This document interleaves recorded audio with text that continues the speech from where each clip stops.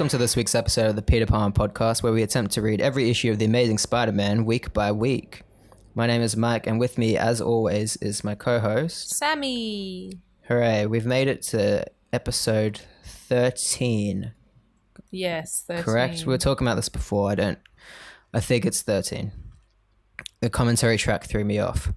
So I guess we'll start this off by saying we did a commentary track this week, our second commentary track for Fantastic Four, directed by Tim Story, not Joshua Trank. Yes. Because should we do the Josh Trank one eventually? Nah. Because no, we don't need to. Everybody knows. We don't need to, but it is something to talk about for sure. Yeah, I guess. Because I just want an excuse not to watch it. Because there are bits in that movie that I like. So that's why I want to watch it again. Yeah, very so short. I can be like, this bit is good.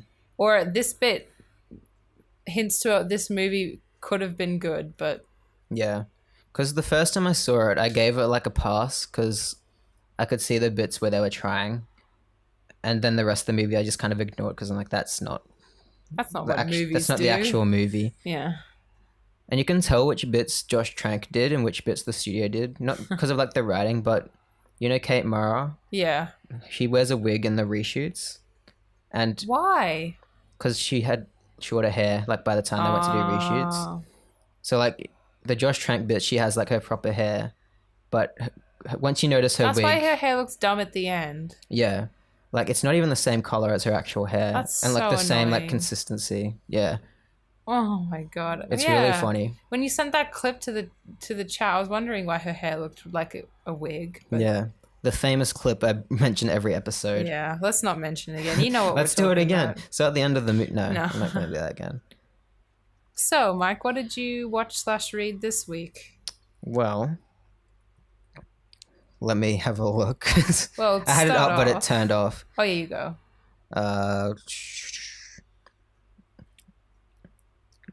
Sorry.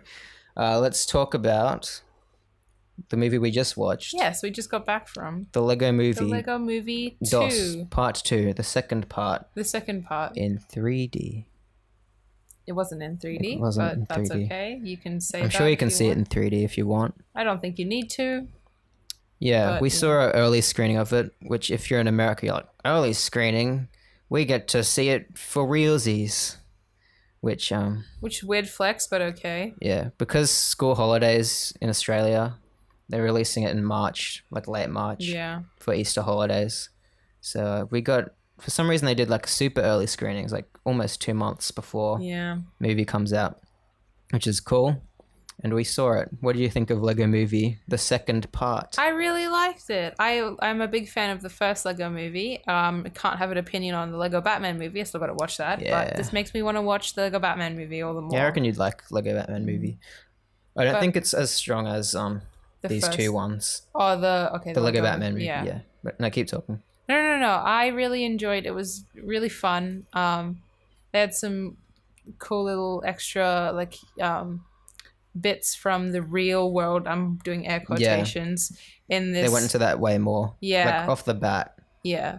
I really liked how they blended it with the Lego world and stuff. That was really cool. But no, I really like the moral of the story in this one too. I don't know, just being a person with siblings, I thought it was really cool. Yeah, for sure. What I was going to say about the Lego Batman movie is like it has the same kind of humor and that's right, you said this. Clever writing, but I don't think it's as layered and as much to get from as these Lego movies. Mm-hmm. Yeah. Like the Batman movies, like, let's learn to be friends and friendship. Like that's kind of the message of it. That's cute. Or like, it's like family, because Batman's like, I don't want to be a family, I work alone. By the end, he's like, having a family is nice. Oh my God. But then he kind of regresses and then gets back to, because... Yeah, because... It happens in between Lego Movie and Lego Movie 2. Yeah, they bring that up. They're like, how was your solo adventure? Yeah. And he says some like meta thing where he's like, I learned the importance of family, but the people at home don't want me to be all sappy.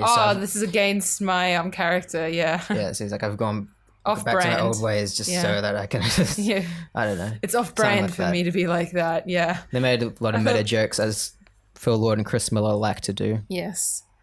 Was that They're one good where at it's like, bringing like all ages into the cinema. oh yeah, for sure. Yeah. Like I feel like adults probably get more out of this than kids. But, Like yeah. kids will still get the message. I Yeah, think it'll be even still fun for them and stuff. yeah, even more so with this one because they really made sure you got the metaphors. Yeah, they which really is were on the nose, but which is yeah. forgivable, yeah. My only criticism really is that I think they over-explained stuff. But Like, I really... Oh, sorry. I understand it's for kids. Yeah.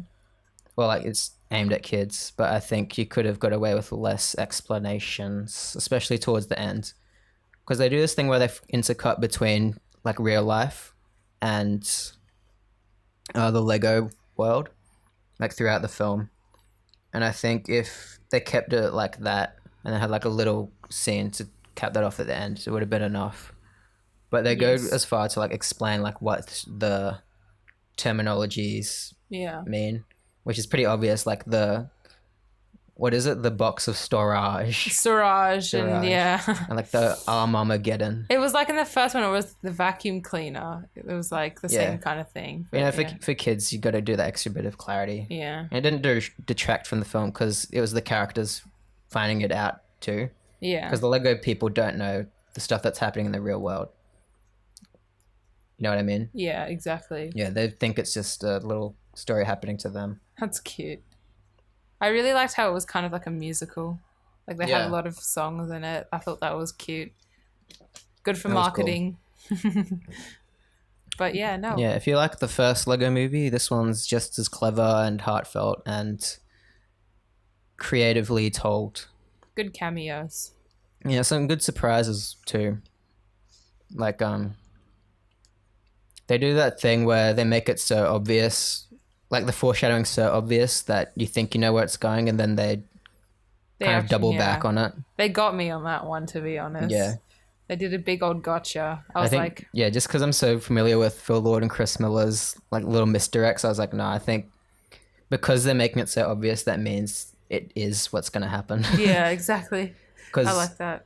when you make things obvious, people are expecting it to be the other way around. Yeah. But they made it so obvious, and that's just what it is. Yeah. They do that a lot in the Jump Street movies. Yeah, they Like, do actually. Yeah, I love the Jump Street movies. Like the answer is like really obvious, like who the drug dealer is. Yeah, I know. But we're just watching them try and figure it out the whole time. It's just like we're expecting it to be a twist, but it's actually like Yeah. right there. Yeah. It's like Scream, but better, because Scream, that like, we fooled you. And it's like, no. No, you didn't. Yeah. I don't like Scream that much. I've but never seen any of them, so. I've seen the first one and like kind of seen the second one. And I've seen the fourth one too. I've seen a few of them. Never mind. What But else yeah. did you watch? I rewatched Toy Story 3 and Toy Story 2. Oh yeah, You we did that too. Yeah. Oh no, you didn't watch Toy Story 2 with us though. Yes, I did. Did you? You went away to read comics. Oh, I was not there for like the good part of the second act. Oh, okay. But I was there for the first and third. Really? Yeah. Oh, I didn't realize that. Okay. Awkward, but anyway. I thought you left and then you came back at like the end. No, I came back at like... Yeah, at the end, but it was like... Okay. When Woody was getting fixed and stuff. Like that. Oh, okay. That's like the... You know what I mean? But you've seen Toy Story 2 before, Yes, so I've it seen doesn't... it many times. Dude, It's don't just- doubt me. It's one of my favorite films, Yeah, it's good. actually. Actually. Toy Story 3 is my it's least one of my favorite one, but films. let's not... Actually, Toy no, Story let's 3. do get into that, because we're talking about it, aren't we? Toy Story 3. Oh, go ahead. Yeah, I think Toy Story 3 gets a bit too plotty and plot-driven. And it makes up for it at the end, because it goes all personal and makes you cry. Makes everyone cry. I think everyone cried at that ending, right? I don't know. I can forgive it. Yeah, it's not a bad film. It Yeah. got nominated for Best Picture. Like, it did something right. Yeah, true. But I And think- the animation's fucking... Oh, yeah, and nice. structure-wise, I just think it took a lot from the second one. Like, even with the bad guy twist Yeah. kind of thing. But no, there was some interesting world building and everything in the third one. But second one's the one for me. Yes. It does the sequel formula really well. Woody's Roundup. Da-da-da-da-da-da. Wild Wild West. Woody's Roundup. thank you for listening to this week's episode of the Peter Palmer Podcast. Disney's gonna come for us now. Oh shit! I hope They're gonna so. Give us scalp that us. juicy sponsor. I watched Fantastic Four this week. Did you watch Fantastic Four No, this I week? didn't. Oh, okay. Anyway, Now, if you want to hear us talk about Fantastic Four, though, listen to our commentary track, which is already out because commentary track's coming out before this. Yeah, because we like you. Yep. I can see the Lego movie over there. You can. Anyway, I was gonna say It's a 3D edition, even though I don't have a 3D player. Oh, fucking move. Okay. Still works. What else did I watch? And the other thing I watched was 500 Days of Summer, because I'm accidentally having a Mark Webb marathon. Marathon? That's not the right word. I'm just watching all of Mark Webb's films. And I've decided next I'm going to watch that one with Chris Evans, Gifted, because I never saw it. And I remember I wanted to see it because I've it never looked seen it. sweet. I'm gonna look it up. You been watching anything else? Watched no, read yes. Oh yeah, you've been reading, what's that one? Umbrella Academy. Yes, I kind of went through a little binge for the first volume, and then I've read the first 1.5 issues of I guess the second volume. What's the second chapter called? It's called Dallas. So I've read all of Apocalypse Suite, and now I'm 1.5 issues into Dallas. And Nice. let me say, I really like it. I don't know. I really love how different and dark and strange, and how, I don't know, it somehow feels like a real superhero comic book. Oh, nice. Like it feels really ingrained in the real world, and I don't even know how, but it just does. And it's I really becoming a TV show. It is becoming a Yeah. TV show. It's becoming a Netflix Very TV soon. show very soon. I'm excited to see it, but because I heard it was, and I've always had my eye on the Umbrella Academy comic book, I was like, what's a better time to read it than now? So Yeah. I don't know. I wanted to make sure I read it It before always I watched happens the with show. me as well. When there's like a comic arc I've been meaning to read for ages, then the movie's coming out. I better read it before the movie comes Yeah, out. So I'm exactly. in the Because I know. don't want to be like caught out like watching this and not have read the comic book. Because then I feel like if I read the comic book after I've watched it, I'll have the TV show in my head. Do you know what I mean? Like, that's frustrating. I remember when Infinity War was announced, I like bought the Infinity Gauntlet thing because I was like, I want to be in the know. Yeah, true. Infinity Gauntlet's hard for me to get through, to be honest. I like it. I like it too. It's just, I don't know, not really. I just like the Shazam. space stuff. Yeah, the space stuff Space is mumbo jumbo. I remember I bought the Winter Soldier trade as well when Winter Soldier was coming out. Oh, that's fun. That's fun. It is fun. But I remember I thought it was the whole like arc, but it was just volume 1. Whoa. That's the one I gave to you. It is. I still haven't read it. I had to buy it again to get both volumes like in one trade. Got him. So that was fun. Why did they do that anyway? I don't know, because I thought it was the whole story. Then I got to the end. I was like, that's half of the story. Yeah, it's so weird because when I was going through Kindle and trying to buy the trade, like the collection of Dallas, the Umbrella Academy Dallas, Yeah. they only sell the separate issues on Kindle, but they have the fully collected volume like issues and stuff for Apocalypse Suite. So that's the only one they have like a volume collected anyway. It's just weird because even for the third one, I think the third one, something hotel, I forget, but that one, the volume like version of it, the collected issues is coming out June, July or something. I think just in time not just in time, that's ages away. I don't know then. Whatever. Yes. I guess before we quickly get into quickly get into the comic books. Well, that's most of the podcast. Before we get into the comic books of the week, I guess we can talk about before I get into that, I want to talk about we've missed one of the Spider-Man annuals. Oh yeah. Which I did not Anticipate. realize Yeah. until I was thinking about it. I'm like, we've done 40 something issues now and we've only done one annual. There's 12 months in a Something year ain't and they right. have released one of these per month. We've missed one. So How do we miss it? because it's in a separate section on Marvel Unlimited, like they have annuals and they've got like the main run. Yeah, true. So next week will be annual week. We'll do annual 2 and 3 because 3 is the next one actually after issue 41. Who's it illustrated by? The next one, Yeah. Don Heck, apparently. Okay. Yeah. And yeah, the last one was Steve Ditko, so it was still in that era. And I'm excited to read that one because it's got Doctor Strange in it. And I love the pairing of Doctor Strange and Spider-Man. Mm. It's such an unlikely duo, but they have good bands. I love the art in Doctor Strange comic books. Oh yeah. I feel like it's very different to anything else. That's prime Steve Ditko, the Yeah. Doctor Strange art. Yeah. Yeah, he does really good at that stuff. He drops acid and then draws the comic. Yeah, I've tried to replicate like those not landscapes, what would you call those? Like those Mandalas, I guess. I don't know. Not really. They're like like kaleidoscopes. that kaleidoscope kind of Yeah. effect. Look, yeah. I love it. It's hard, but Yeah. it's cool. Okay, so before we go into the comics, we'll quickly talk about those Super Bowl trailers for Endgame. Oh lol. Even though we talked about them in FF commentary. FF commentary, maybe not everyone has had a chance to watch the commentary yet.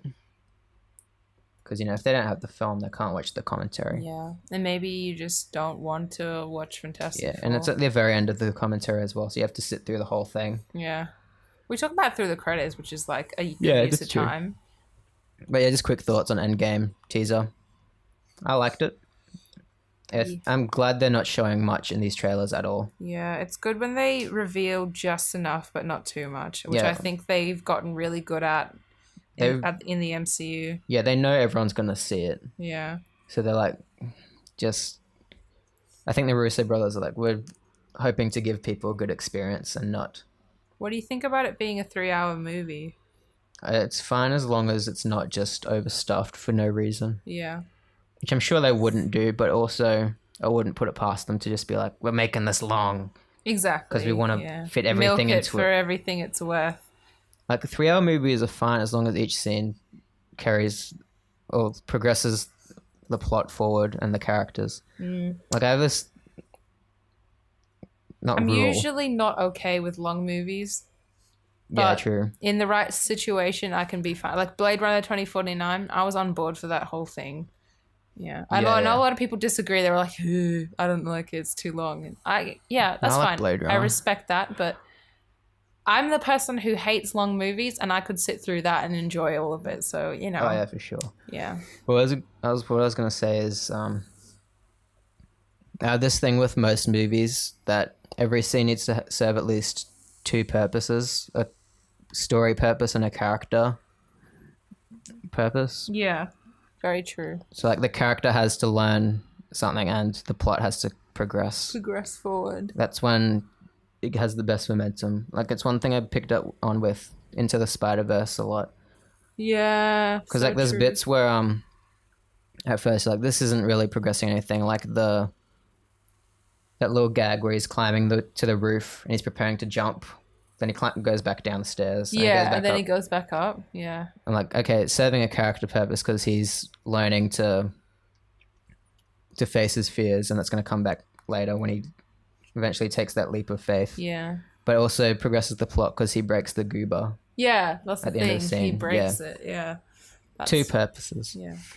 But obviously that rule doesn't apply to every movie. Like, I don't know, what's some stupid movie that the plot doesn't need to progress constantly? I don't know. Who cares? And slow movies we are didn't slow even, for no reason. Yeah, we didn't really talk about Endgame trailer, but who cares? Yeah. Well, let's not talk about said our Captain due. Marvel. I request my one wish. Okay. We're going to try and see it early. Yeah. If they do I'm early not going to screenings. start this war. I'm going gonna to end it. Jessica Alba. The Fantastic Four. The lizard. Where? The lizard's going to be in the end game. Oh, yeah. He's the one who did Dr. Connors. Yeah, he's the one who's going to fix the universe. The one from the Raimi trilogy, though. No, the one from the video game, obviously. Remember when they were setting up the was one in the Sinister video Six game. and the Amazing Spider-Man Yes, films, and then I do remember. it just didn't happen? Do Yeah. you reckon they'll still do it? No. I think they can. You mean the original Spider-Man 4? No. Is that your question? No, the Amazing Spider-Man universe, how they were leading towards Sinister Six.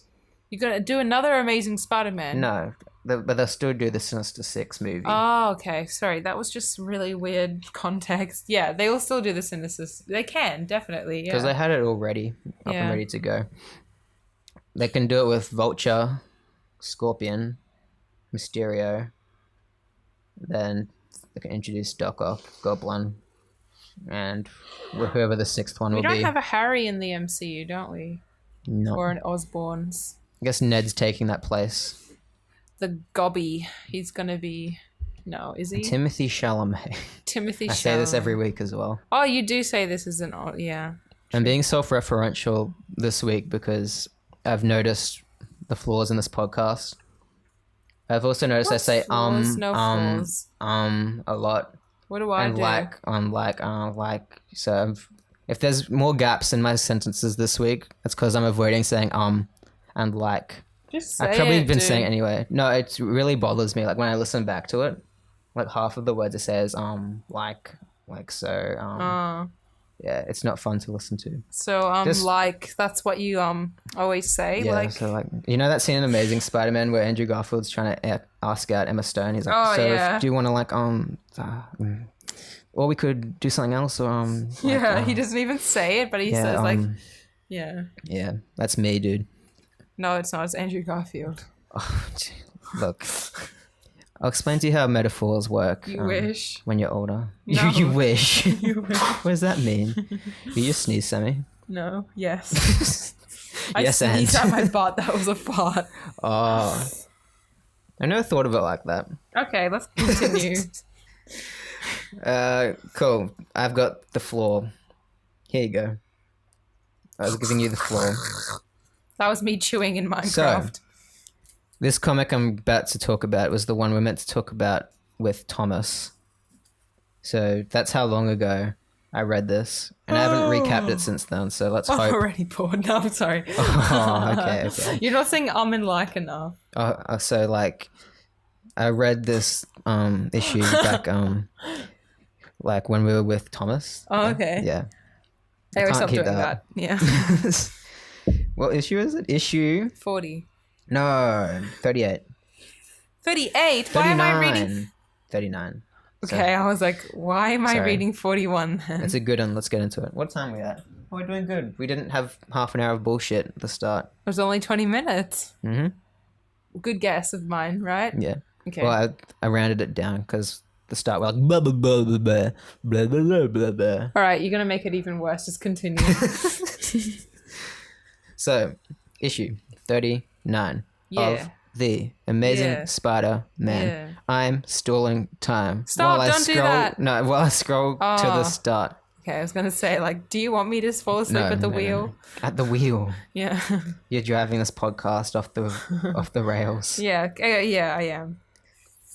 So. Do you want me to start talking about my childhood trauma? Okay.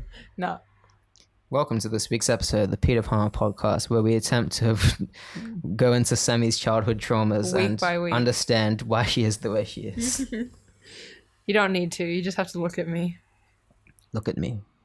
Fuck What on are, you, me. what are you, a character from Fantastic Four? I'm a character from Fantastic Right. Four, except instead of getting any of the powers they get, my body turned into half a zebra. Guess which half? You don't have to, but just imagine it. Okay. Yeah. Reed, look at me. Look at me. Reed, look at me. They all say that Yeah, except Johnny, because he's like, you're already looking. And got him. because I'm on fire. How Green Was My Goblin, issue 39. So, That sounds like innuendo. if I'm remembering correctly, without reading this dialogue, Green Goblin is talking about how he's waited a long time to best Spider-Man. Mm-hmm. He's had a go a few times trying to beat him, but he feels like this is the time. He's got a plan. What is that plan? Let me find out. Oh, it's to learn his secret identity and reveal it to the world. And that's his plan. So he's got his rocket-powered flying broomstick. Wow. I've never. It's not a broomstick. It's a glider at this point. Yay. But he still calls it a broomstick. No, I like broomstick because he's a goblin. It's not a broomstick at all, though. It's a glider. Yeah, that's not a broomstick. But he calls it his broomstick. Because you can't sweep the floor with that. You could try, but all right. Yeah, he's saying he's blaming his overconfidence and carelessness for not being able to beat Spider-Man in the past while he's working on his glider. He's saying this all to himself, by the way. He's not saying this to anyone. He's saying this out loud. Never heard of that in a villain in Spider-Man before. In classic Green Goblin fashion. Well, that's why Sam Raimi made him do it in the movies. Yeah. Remember where Willem Dafoe does that really cool thing where he's like, I'm Norman Osborn. Yeah, they YouTube poop all the time. The Green Goblin when I look in the mirror. You know? All around me. I mean, he does it a lot better than me. Familiar faces, worn out. No, familiar places, worn out faces. Donnie Darko, Jake Gyllenhaal, Mysterio. Yeah. Mysterio is a Spider-Man villain. Spider-Man, the comics we're talking about. All right, continue. So Green Goblin flies off, and he says, my little scheme is finished. Spider-Man's secret identity will be a secret no longer, and the Green Goblin will have scored the greatest triumph of all. Did anything unplug? No, it's fine. So, cut to Spider-Man swinging about with his backpack on. A little iconic look there. Icon. And he's like, just my luck. I feel as though I'm catching a real heavy head cold. Just could be an allergy, of course. And he's swinging about. And he goes into a maintenance closet to change into Peter Parker at the doctor's because he feels like he's getting a bit sick. I think he's caught cancer from Aunt May. Yeah, probably. That's how it works. Yeah. It's a shame. It is a shame. So he comes out of the broom closet and maintenance man's like, oh, I didn't see anyone go in there. How'd you... What's going on here? And Peter Parker's like, broom closet? I thought this was the waiting room. And dude's like, boo. And he's like real confused as to why there was a dude in the broom closet. I was confused. That's fun. Fun little Spidey comedy moments. That happens. Oh, yeah, Tattoo looks normal now. Oh, thank you. I was out of context, but... I know, I just noticed it. Oh, thank you. Me too. Anyway. Top 10 Spider-Man doi moments. Watch Mojo. When I was listening back to the one with Jordan, you show him your tattoo, but we never say what you showed him. Oh. He asked, really? You a fan of the Raimi movies, Sammy? And then we just hear, oh, yeah, very cool. And then we just keep talking. What? And I was like, what happened? Oh, she showed him the tattoo. Oh, my tattoo. I thought you were talking tattoo. about this. I'm like, what has this got to do with Spider-Man? No, you didn't have that yet. Yeah. Did I? No. Oh. You didn't. You sure? With Jordan, no. Okay. Maybe not. So, we meet again, Spider-Man. That doesn't... Okay. So, Peter Parker goes to the doctor and he says, I came to see you because I have... Oh, this is the one where he's speaking all funny. He's like, I came to speak to you because I have... And the doctor's like, you don't have to tell me, Pete. That invisible clothespin you seem to be wearing on your nose is a dead giveaway. Roll up your sleeve, son. And, My name is Spider-Man. Yeah, he says that to his doctor. His doctor's like... I'm realizing how much Sam Raimi took from these comics. Yeah, honestly. Because there's a bit in Spider-Man 2 where he goes to the doctor and he's like, I've been having nightmares about being Spider-Man and losing my powers. And then the doctor's like, okay. You crazy fucker. What? Let me write you up a mental health plan. And then Peter's like, no, actually, no, it's a friend of mine who's been having these dreams. And he's like, oh, okay. That's so funny. But then I like what happens after that because he says the doctor doesn't talk to him as if it was his dream anymore. Like, he kind of figures it out. And he's like, maybe you're not meant to be Spider-Man walking up those walls, Peter. I know. Like, it's crazy. Yeah.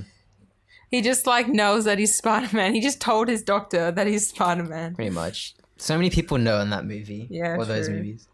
God, Spider-Man 2 is so good. Don't get me started.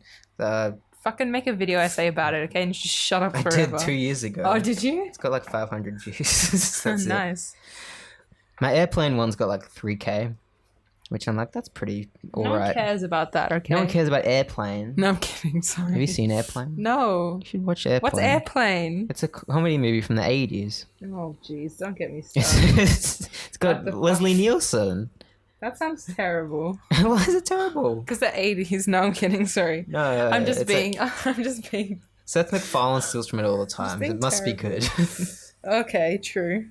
He parodies it in like most of his movies, even though Airplane itself is a parody of like thrillers. Anyway, Okay, didn't know we were making Airplane the podcast. hey guys, welcome to the Airplane podcast, where we actually in Australia it's called Flying High. So That's probably why I'd never heard of if it. you're gonna look for it, look up Flying High because Sky High? yeah, Sky High. Yep. Directed by Sky High. Disney Channel. Disney Channel.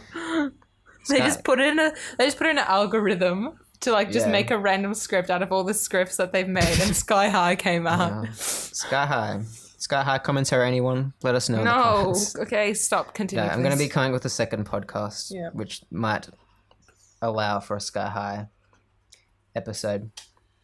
We're getting so sidetracked this episode, more so than the other ones. That's pretty good. All right, I'm gonna shut up now so you can continue explaining this. You're just going to stop talking until I get on track. Yeah. So yeah, the doctor takes his blood pressure. We're still talking about this. And he's like, "You've got the pulse of a superhero." And he's like, "Oh, doc, stop talking me up." As if that's what his doctor would actually say, but anyway. Well, maybe it's the doctor from Spider-Man 2 and he's catching on. How would he know what a superhero's pulse is?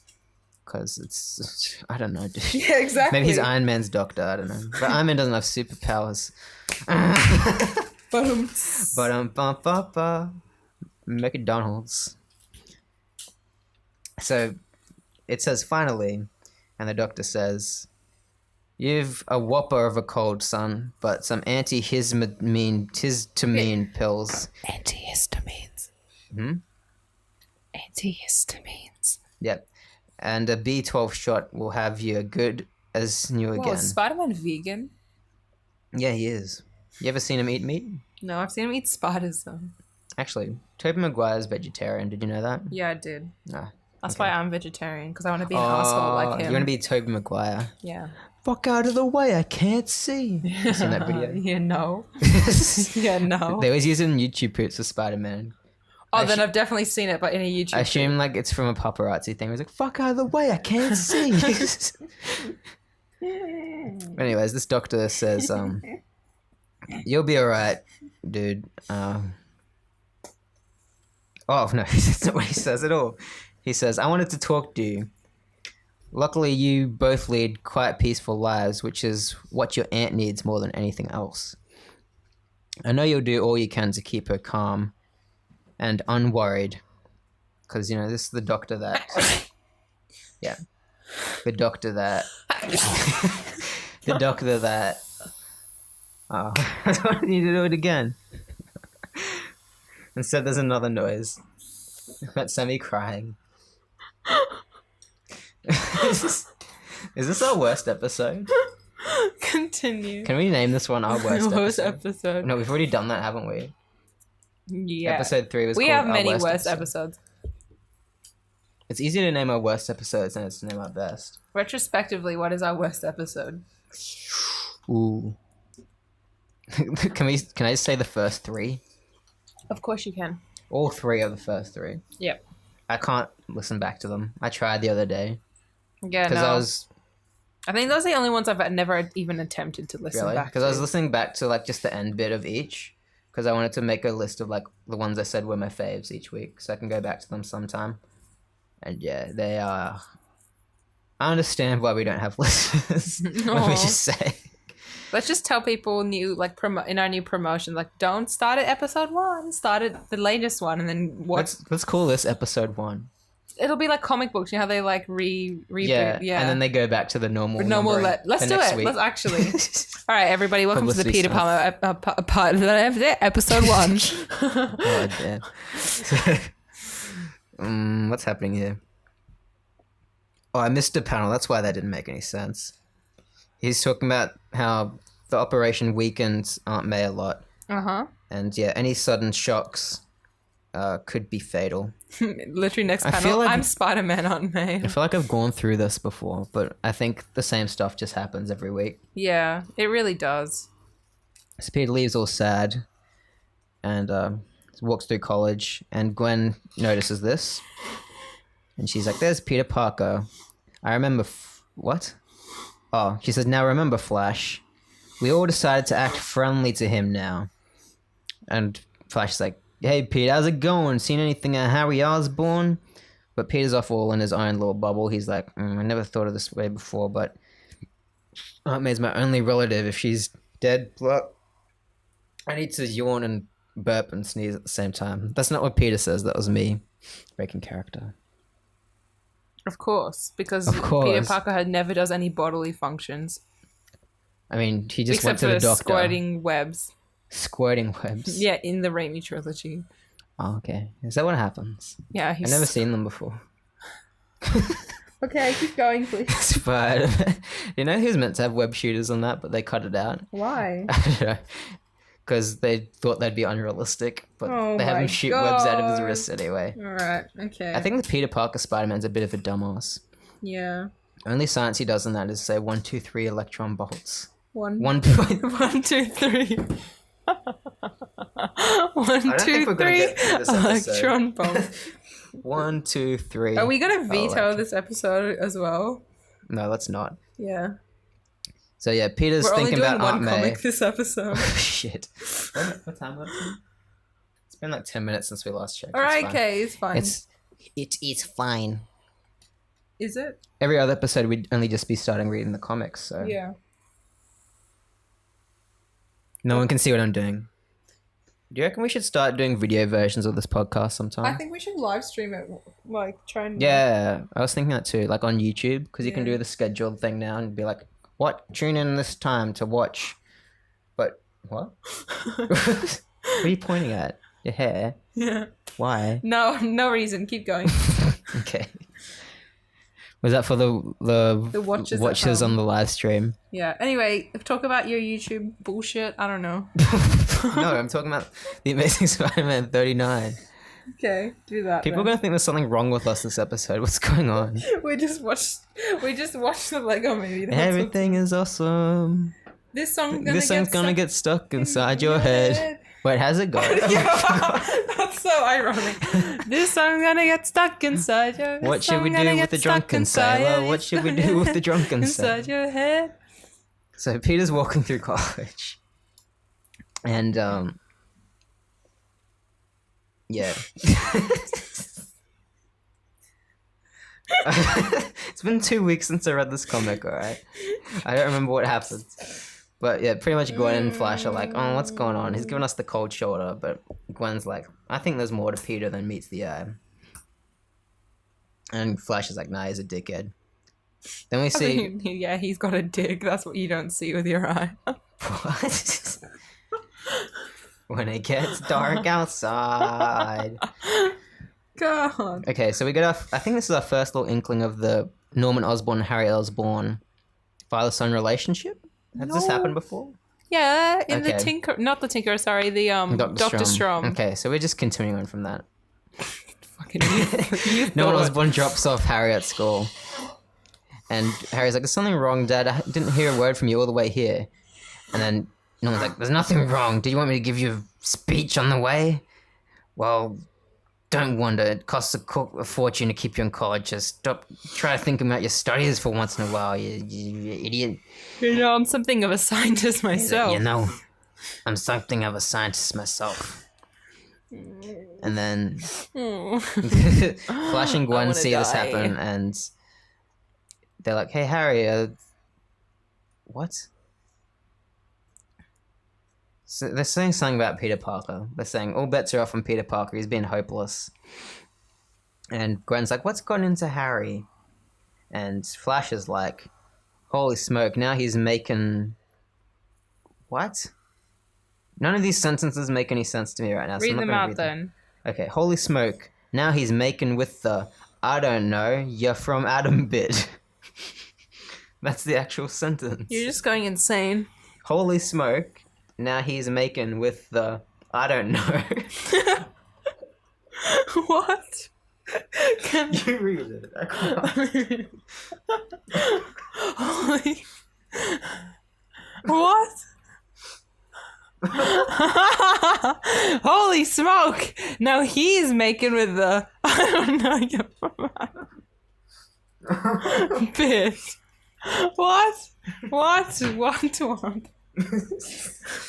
I like that Twitter account you were talking about before. The kids make jokes. You know, in movies, like when a character is like they're struggling to read and it cuts to the paper and it says like other stuff.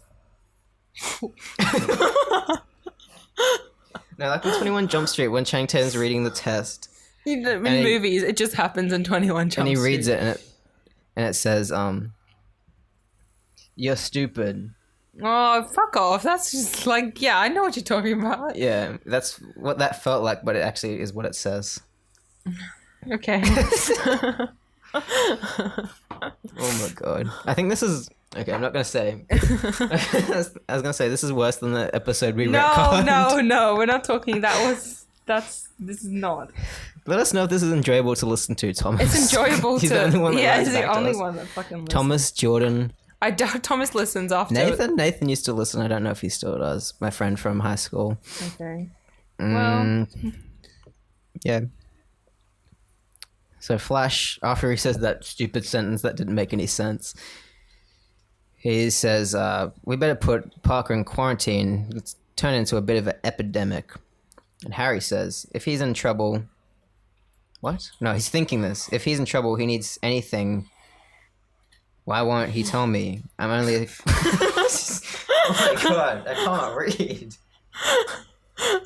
If he's in trouble, if he needs anything, why won't he tell me? I'm only a college student, but maybe I can help. Okay, so he's talking about Norman. Let me summarize this page. Okay, so Peter went to college. He walked past Gwen and Flash.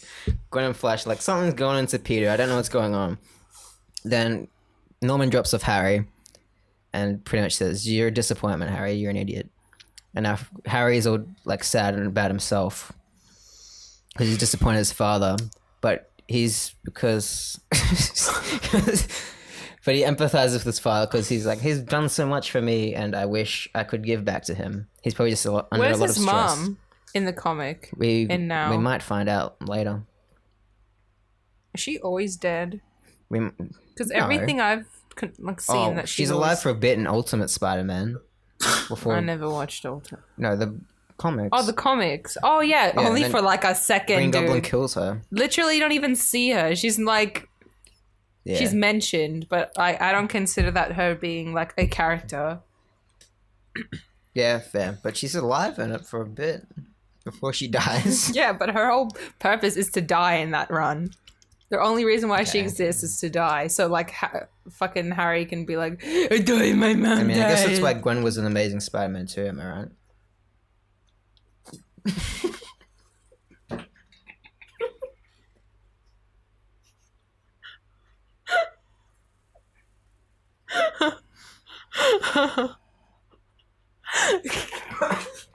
Are you okay? Mike just waterboarded himself. He just waterboarded himself. I reckon I'll cut that bit out. Yeah. So, what's about to happen next is the start of a ongoing friendship is Peter and Harry starting to bond because they're both down in the dumps. Peter's down in the dumps about Aunt May. They hated each other. Exactly, but they're about to bond because they're both down in the dumps, like I just said. Okay, fine, whatever. So, yeah, Peter says, I've never seen Osborn so quiet. I should see what's up. And he says, what's the matter, Harry? Anything wrong? Aren't you feeling well? Because he's still pretending to be sick? Or maybe he is sick? Did we find out if he's actually sick? Why would he pretend at school? That's what I'm thinking. But the doctor said there was nothing wrong. Oh no, he gave him those pills. Okay. Never mind. So Peter's sick in this episode. Then Harry's like, I'm okay, Parker. And since when is it any of your business whether or not Oh, forget it. I didn't mean to snap at you. And then Peter's like, wow, there must be something up. He's acting human to me for once. Bruh. Then, yeah, they bond over parents' issues because Harry's like, I can't figure out parents. Now just take my dad. We were always real pals till a few years ago. Then he started to change. I know he's been having a tough... Oh no, another sentence. He's been having a tough sledding in business. What does sledding mean? But why take it out on me? He's like, oh, this poor guy. No wonder he seems so bitter all the time. Like, he's starting to empathize with Harry and understand where he's coming from. So he's like, I know what you mean, fella, but try and look at it this way. It could always be a lot worse. Take from me, I don't remember even having a father. Oh my Like, Peter's just God. making it about himself all of a sudden. Jesus. That's not, that's not okay. That's not what a good friend does. Yeah. But Harry's like, oh no, you're an orphan? I didn't know that about you. Which, And then Harry kicks him in the shin and goes, ha, orphan cunt. And then runs away. Which is why I never understood in the Amazing Spider-Man movies why his parents were such a big fucking deal? Yeah, I know. Oh, well. Like, they dedicate the first 20 minutes of each movie. The whole two to his movies are parents. like the whole plot, so basically, of both films revolve around Peter wanting to know who his parents are. Which could have been fine if that was, like, his focus, his arc. Because I actually listened to the comment, or like a bit of the director's commentary for Amazing Spider-Man the other night. Because I wanted to hear, like, Mark Webb justifying this fucking movie. Yeah. Honestly. And, like, a lot of the stuff he brought up made me look at it in a kind of different way. Yeah. Because the opening scene is Peter looking for... He's playing hide and seek with his dad. And he's like, the opening scene of my film, I wanted it to be a metaphor for the whole film. So it's Peter looking for a father figure in his life. And if you look at the film, like, his internal conflict is that he needs a father figure in his life. Like, he had one and he fucking indirectly killed him. Yeah, he didn't appreciate him because he was trying to find a father figure in I said again. What's that dude? Dr. Connors, because he was friends with his dad. And I was like, that's interesting. It's not how I'd take the character, but I thought that was an interesting way of looking at it. I can appreciate a different take. Yeah, and then... Don't have to like it, but I can appreciate it. Yeah, I've probably talked about this before, that scene on the bridge where he saves the kid and he reunites him with his father. And even though you can't see Spider-Man's face because he's wearing the mask, but you can tell exactly what he's thinking. Like, with the music and the way, like, his body language is. Because he's kind of like... He's thinking, observing, but he's not... Fucking little shit, you have a fucking dad, you have fucking... a dad. You fucking... Well, no, I think Mark Wahlberg... Mark Wahlberg. Mark Wahlberg pops up in the commentary and he's like, hey guys. So, what are we doing here? Some sort of commentary track? Hey. Fuck you. No, Mark Webb's at that point in the commentary says something like,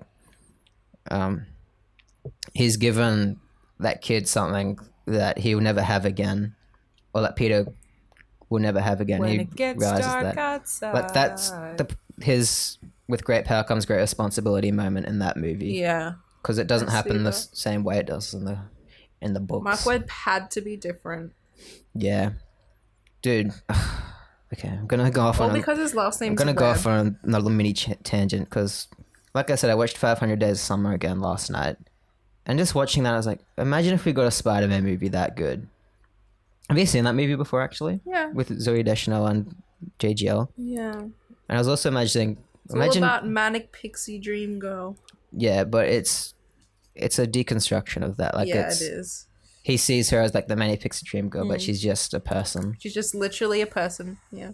Yeah, which is why the first couple of times I saw that movie, I kind of was just like, it's a bit quirky and stupid. Like, watching it last night, I saw it from like a different angle. Yeah. Because, it's told from Tom's perspective, and he's... Yeah, exactly. Being unfair to her, like, the whole time, pretty much. Yeah. Yeah. But then I don't know, I think a lot of people take different meanings from that movie. Oh, for sure. Like, some people, like, idolize... That relationship and the Zoe Deschanel character. Yeah, I know. You're not meant to look up to these people. Yeah. They're both terrible people. Yeah, the whole point is that they're both flawed people, and by the end of it, they learnt something from each other. Exactly, yeah. Which is why the ending is so, like, oof. Yeah, even though they weren't right for each other, they still grew as people when they were together. Yeah.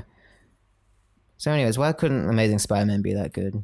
You can see, like, little snippets in those movies where it could have been. Why didn't he just make 500 Days of Summer but Gwen and Peter? I wish, dude. Actually, I was thinking... Just for fun, I was imagining JGL as Peter Parker, and that would have made a lot of noise when you moved that just then. You could have cut my thing out because I wasn't saying anything. Okay. But I was imagining JGL as Peter Parker and Zoe Deschanel as Gwen. And I was like, that would have been interesting. Yeah.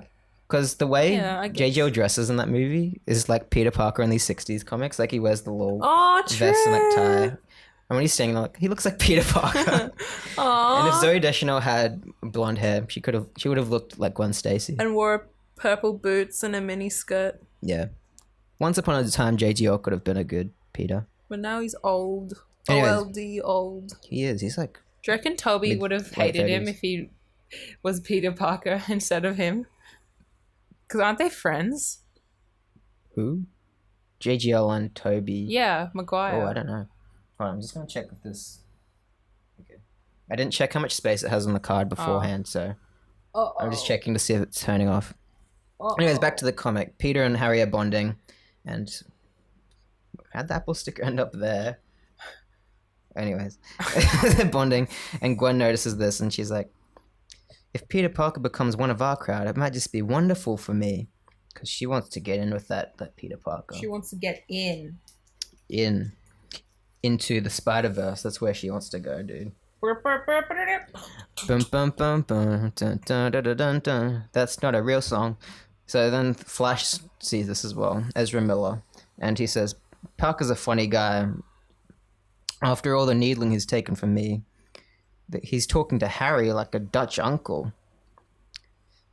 What? Okay, I don't understand these 60s references. Okay, we are millennials. And yeah, so Peter and Harry are kind of friends now because they've bonded over parents being stupid. Fair. Spider-Man's swinging about, trying to shake his darn cold, he says. And he says, this is more like it. I'm feeling better already. But, would you look at that? There's a crime happening. Because there's always a crime just happening just around the corner. Always. A lot of dudes in hats and trench coats with guns. And they say, heads up, you guys, here comes Spider-Man. And they're like, hey, so what's that we're waiting for, wasn't it? Don't nobody try anything funny, see? We ain't funny exactly. We ain't exactly famous for a sense of humor. But the way they spelled it was like one word, like sense of humor. Sense of humor. Whereas you meant to read it with their Brooklyn accents. Yeah. And Spider-Man box them, cacks them, tops them, walks them. Walk it like a duck it. And he said, what does he say here? He says, you stalwarts might... Oh, I've made a mistake trying to read this, but you stalwarts might have a lot of inequalities, which I'm not aware of. But as conversationalists, you're just a bunch of dropouts. He's still got a bit of a cold because he said a bunch of dropouts. And he says, who's been giving you boxing lessons? Woody Allen? Which I don't get what that's a reference to. Do you know? Woody Allen, is he the guy that did all that fucked up shit? He's the one that married his daughter. He married his daughter? Yeah, far out, man. His adopted daughter, but still his daughter. Yeah. That doesn't make it any better. She used to, well, maybe she still does, call him daddy. Me no likey. So this dude got Spider-Man, and they've all like got him held down, kind of like Thanos in Infinity War when they were all holding him down. Oh yeah, kind of like that, but they've got him all Spider-fied. Yeah. And Spider-Man goes sicko mode. He flips them. Whim, it says. And yeah, they keep punching for a bit and punching, whatever. I'm skipping through this because we still have 2 more comics to go through. And this all leading to one of the dudes has this gimmick. He said, this is it, wise guy. That blasted spider strength of yours ain't gonna help you now. And they throw this gas bomb thing at him. And Spidey says, or he thinks to himself, some sort of odorless billowing gas. What does it mean? What if I blundered into? And we zoom out. We see the Green Goblin looking down at him with a little telescope on his glider, and he says, everything's worked according to plan. My trumped up robbery attracted him as I knew it would. So Goblin set up this robbery in an attempt to attract Spider-Man. But it was a coincidence anyway, because Spider-Man just happened to swing around at this time. Is anything a coincidence, though? What's a good Spider-Man story without a bit of coincidence, you know? Fuck a luck. Fuck a luck. Fuck a luck. Fuck a luck. So, yep, and he said, and the gas he's just inhaled will weaken all his senses, including his spider sense. But Peter doesn't know this because he still feels fine. He defeats the bad dudes, takes some pics, swings away because the authorities arrive. Needs a burp. Say something. Well, yes. You did it for me. Yeah. Oh, I just stole your fucking thunder, dude. I'm sorry Thank you. about that. so Spidey gets changed in an alleyway. That's disgusting. Oh, that's what he does, dude. That's what you think. Well, I mean, he's done it in like every Spider-Man movie. Yeah, I know. Sorry, I'm just trying to say stuff. Remember that really long shot of Tom Holland getting dressed in the alleyway? Yes. That was pretty I wish good, he would wasn't get it? naked. He did, kind of. Not enough. Okay. So, next Spider-Man movie, Tom Holland has to get full naked. Yeah. Stark nude, if you know what I'm saying. That's freaking bad, dude. I'm sorry. It was real bad. So while Spider-Man's getting dressed into Peter Parker, Green Goblin's sneaking up on him because his spider sense ain't working. Because he has a cold. Yeah, because he gassed him with spider sense repellent or No, something. because he has a cold. Okay. If this is Spider-Man 2, that'd be why. Yeah. Maybe I'll be Loki.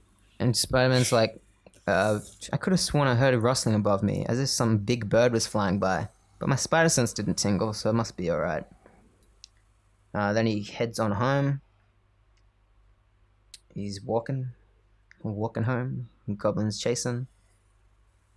And he says, last time I had this... Peter thinks to himself, last time I had this feeling was a few weeks ago when I fought Professor Strom and those deadly robots of his. I can see it all in my mind's eye now, as clean as a picture. And it just flashes back to him when he defeated Dr. Strom. Just in case for the readers who didn't read that issue. Yes.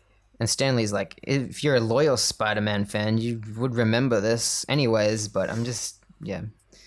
That's the exact dialogue. Yeah. The dialogue in this issue is a bit off-center, but I know, they say and like a lot. Yeah. And the Spider-Man, no, that's still a flashback, sorry. Then Spider-Man's still thinking on his way home, he says, that was the first time I began to doubt my spider sense. Had there really been something in that window? If so, how quickly did he escape? Was my spider sense beginning to fail me? I wonder if I'll ever know. No, you won't. No, sorry. And Green Goblin's like, what? He's not going home. He's going to the Daily Bugle.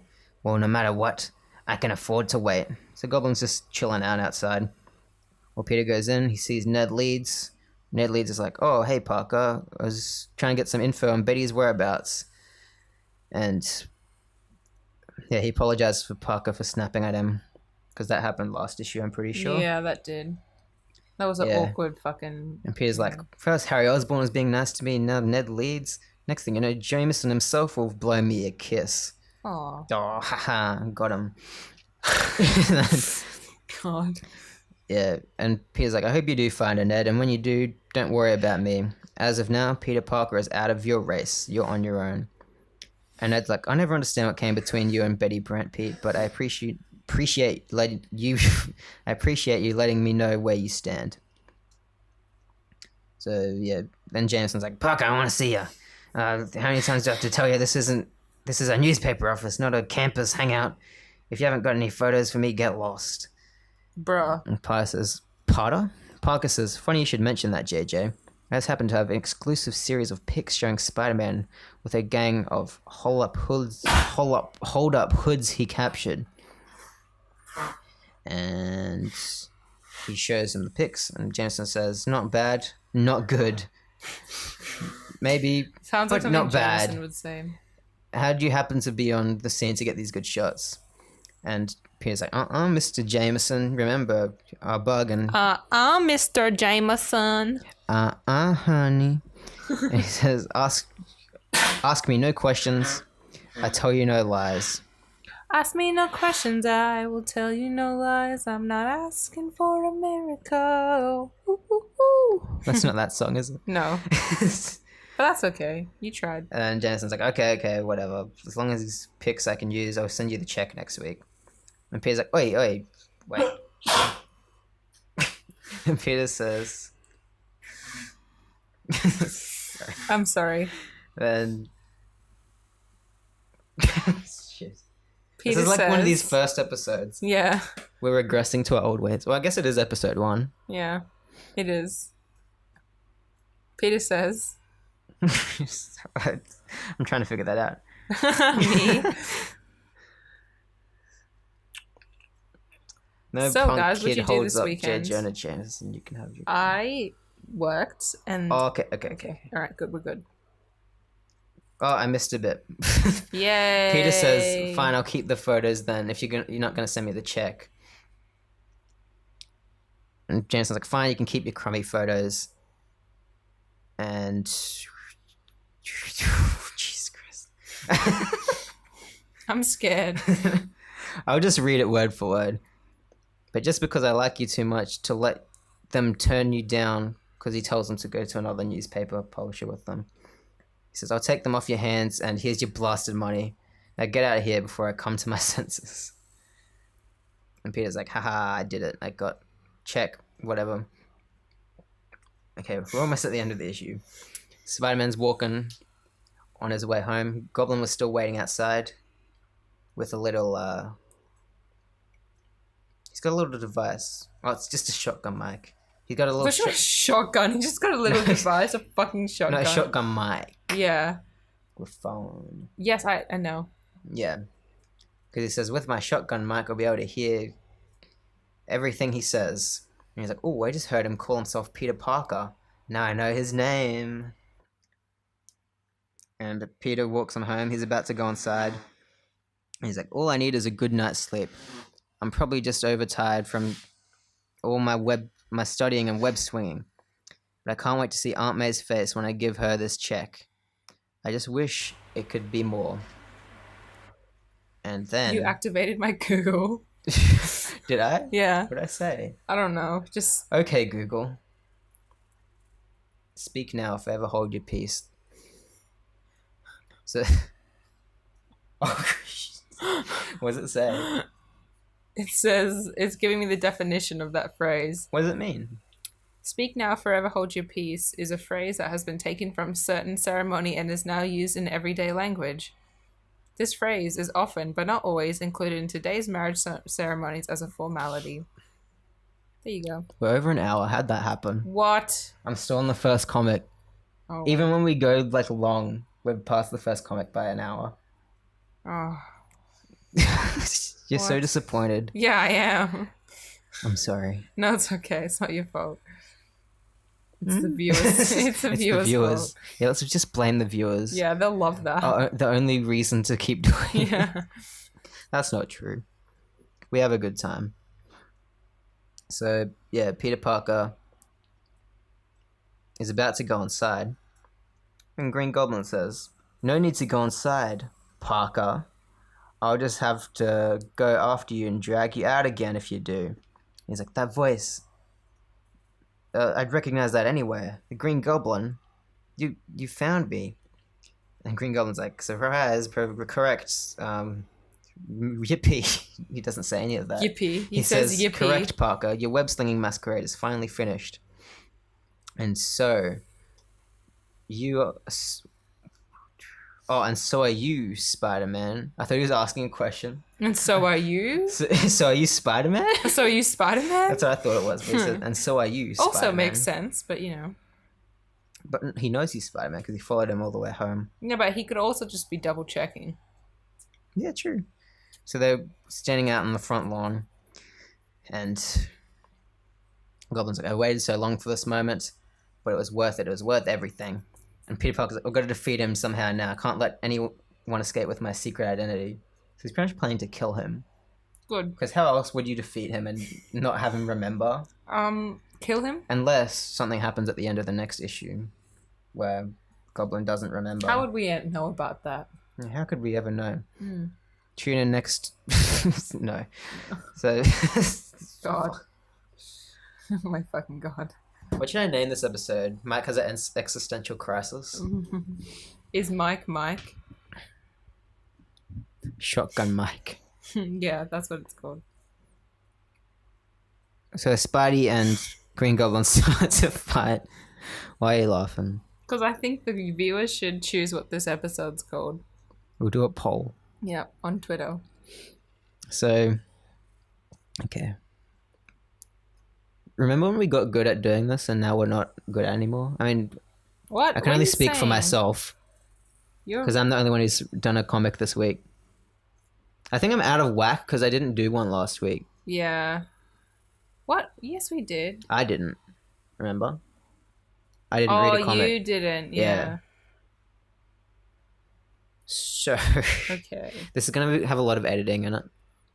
Yay. So Spidey goes to shoot some webs at Goblin. All right.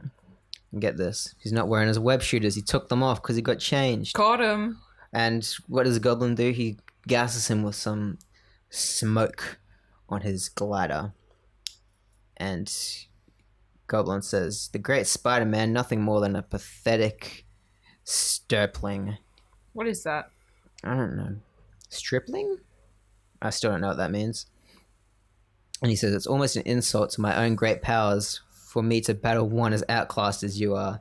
Goblin's bragging. He's flexing everywhere. He's What do you flexing. expect, dude? And Aunt May's inside, and she's like, "Oh, I can hear noises outside. What's going on?" But because Goblin sprayed a little smoke screen, it looks all foggy outside. She's like, "Oh, there's so much fog outside. I can't see what's going on. I hope Peter's all right out in the fog." And then she dies. Like in Yay. I'm writing down the time code so I don't have to. You, oh my god. That's great. 107. Okay. So, so we cut to Spider-Man flipping about. Green Goblin's shooting zappy lasers at Peter Parker. And he zaps him real bad, gasses him, and he pulls out what is this? Some sort of rope, but it's like a titanium alloy, like string. Something like that. So he can wrap up Spider-Man, he won't be able to escape. So we can choke him efficiently. And so Green Goblin, he wraps it around him so Peter can't move, and flies off and takes him to a secret lair. Ooh la la. Exactly 40 seconds later, so his secret lair's not that far. 40 seconds. Unless you Yeah. went real sicko Well, mode I guess fast. we'll find out why. He's very close to Peter. And he Ooh, it's says, Aunt May. No. so Peter's trying to break loose, and then Green Goblin's like, "You're probably wondering what fate I have in store for you. Well, rest assured, it'll be the one you deserve." And Peter's like, "I've got time to stall him. So you might as well finish me now, Goblin, because if you delay, I'll end up beating you as I did in the past." And Goblin's like, you never beat me. Those were all accidents. You hear? Accidents. You can't rush me now. You'll never escape."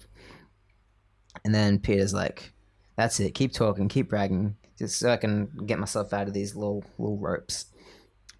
And Green Goblin says, "Since you'll never live to betray me to another soul, it's only fitting that you learn the true identity of the one who has beaten you." And so, at long last, the Green Goblin will introduce No. himself. In the Take a next look, issue. Parker. A good long look. Who is It's it? the last face Spider-Man will ever see. Let's see. The real face of the Green Goblin.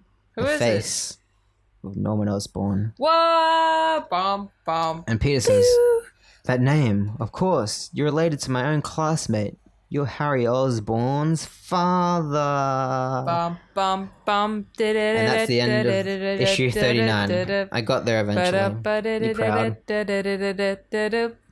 What do you think of that issue? Could you coherently understand what happened? Not really, but I appreciate the effort. What do you remember?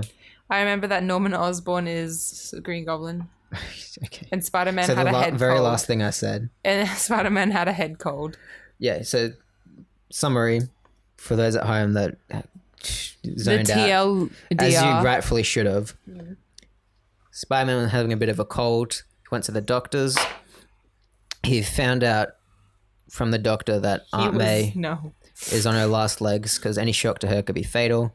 He went to college. This was rattling around in his brain all day. Gwen and Flash observing Peter and Harry because they're becoming best buds over family You're my issues. best friend. And then Spidey goes to swing around to clear his head.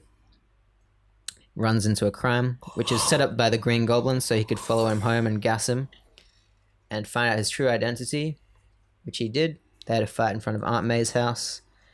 And then he captured Spider-Man and revealed he's Norman Osborn. There you go. So did you That was have the to plot. do all that? I did, because I wouldn't have known that until I'm I kidding. went through I'm it. sorry. No. I mean, that's how we did them in the first couple episodes. Yeah, We literally. went, so Spider-Man goes to the Fantastic Four, he asks for a job, then they fight, and then he fights the chameleon, he wins, and then next issue. And then next, literally, oh my god. What time are we at? We're at 1:07 so we're at 1 hour 10. Let's do this. This one will be quick, actually. I remember this one. This one's good. So, Amazing Spider-Man issue 40. 40. Are you Yes. from Queens? And what I should have said last time is that Teacher. Let me teach you something. let me teach I'm you from something. Queens. We're in the John Romita era of Spider-Man now. Not Steve Ditko. I think we did mention that, but I didn't remind them at the start. Steve Ditko didn't illustrate these ones I'm He reading. died. Yeah, he died. I mean, he died last year, but yeah, He did die. He's preparing. You don't know when, though. What? Okay. This one's called Spidey Saves the Day, featuring the end of Green Goblin. So Well, that the was title, fast. the title is just a big old Is this the one spoiler. where he dies? Not quite. Okay. So So he we, goes into a we pick up coma. right where we left off. He says, "Take a look at my face, Parker. A long, good look, the last face you ever see in this life." He said, that's different to what he said last time, but whatever. Yeah, he says it again. No, he said differently. Yeah, but he's reiterating Okay. himself in different words. You hear me? I'm Norman Osborn. Spider-Man's like, yeah, don't give a fuck. And Peter's like, keep stalling, keep stalling him. Let's keep getting him to talk. So pretty much this whole issue is Spider-Man tied up, right? And he's just shit talking the whole time to try and get Norman Osborn to keep talking while he tries to break loose. That's the general plot of this. So we should be able to skim through it pretty quick. And he says, "I should have known it would be you, Osborn. Anyone who'd have a son like Harry." And Norman's like, "Harry? You know my son?" And this triggers Norman Osborn real bad. He's like, "You shouldn't have mentioned Harry. Why'd you remind me of him? Why did you say that name? Oh my Why did you say that what name?" the fuck? Martha. Martha. He said He's like- Arthur. I was like, okay, He said, everyone "I mustn't think of him. Do you hear? I must forget. Forget. He thinks I'm just a simple... Hey, he's- forget about it. He thinks I'm just a simple businessman. He can never know the truth. And he won't. Like, I can't let him... Let him know." So now Norman doesn't want Peter to escape because... I mean, he doesn't want him to escape anyway. But he's like, "No, I can't let him escape because he'll let Harry know that I'm Green Goblin," which he's ashamed about. And Peter can't let Goblin escape because he doesn't want Aunt May and everyone else to know that he's Spider-Man. So they've got similar motivations here. And Norman says, "What he doesn't know is I'm just as..." Never mind, this is what Peter says. "What he doesn't know is I'm just as worried about Aunt May learning my secret." Which is what I just said. I didn't need to read that bit.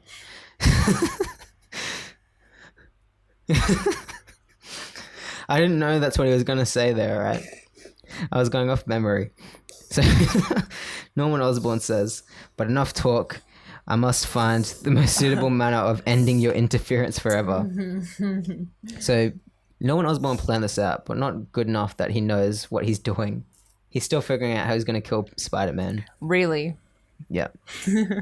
Really.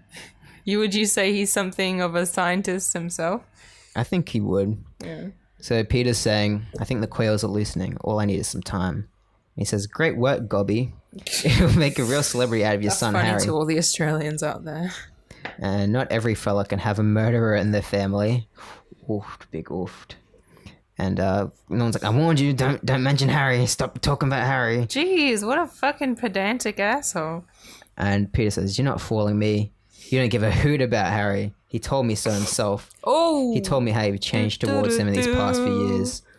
No one says lies. He's like actually like getting all sad. He's like, he doesn't understand. Nobody understands. Nobody really knows why I became And the then Green Gangnam Goblin. Style starts playing. And pretty much. And Peter's like, "Big deal. Who cares why he became the Green Goblin?" Oh my god, I was right. Wow, what an asshole. He says, you probably lost an election bet or something. Oh What does my it matter? god, And Norman's wow. like, no, you fool. I'll show you He's what it putting matters. dirt in his I'll eye, make you dude. listen, then you'll understand.